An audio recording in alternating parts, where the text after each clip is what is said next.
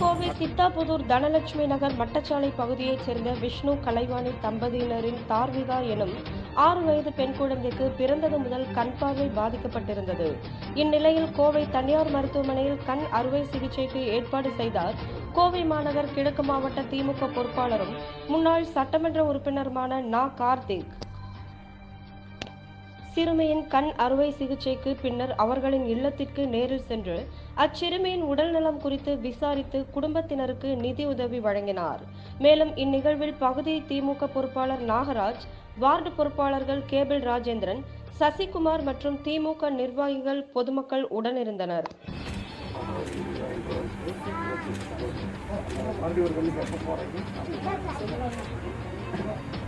Doctor நான் பேசியிருக்கேன். Doctor சொன்னதுக்கப்புறம் நான் ஃபோன் பண்ணி கேட்டேன்.